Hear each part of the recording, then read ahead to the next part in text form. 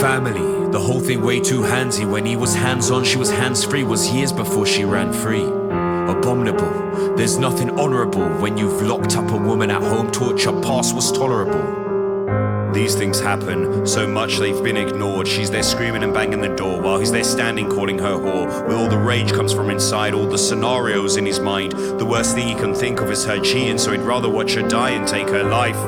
Cause that's really what it's come to.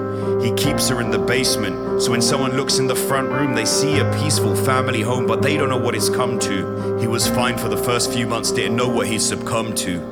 So tell me why they blame it on her. Said it was her choice and she could left, but you don't know how he'd turn. Cause there was fear of repercussions, fear of being hurt. Mentally and physically, there were bloodstains on her shirt. So when she walked into work that day, her colleagues asked what happened, and she had to lie about it, said it was part of the fashion. She knew they should have probed some more, but didn't want them to, cause she didn't want to tell the story of him and her abuse.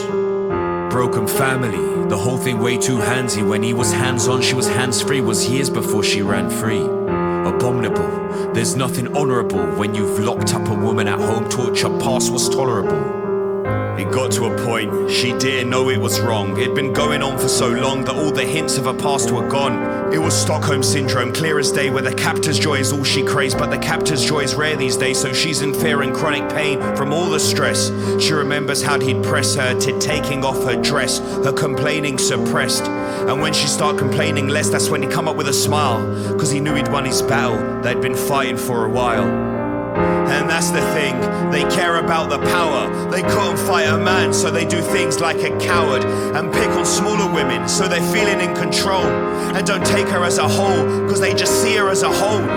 And it's in that fear, that rooted fear, that plagues them in their minds. Their fear of pending cockholdry from their girlfriend or their wife. What time it doesn't happen, they're just thinking paranoid. So their victims don't know what's going on and they don't have a voice.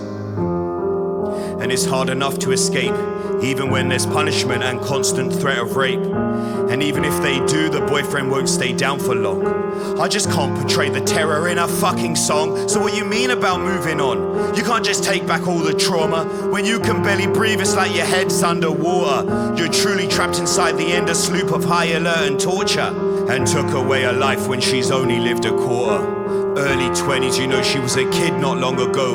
Turning 21, she didn't know she'd not have long to go.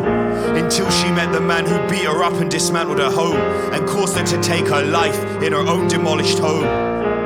Broken family, the whole thing way too handsy. When he was hands-on, she was hands-free. Was years before she ran free. Abominable, there's nothing honourable when you've locked up a woman at home. Torture past was tolerable.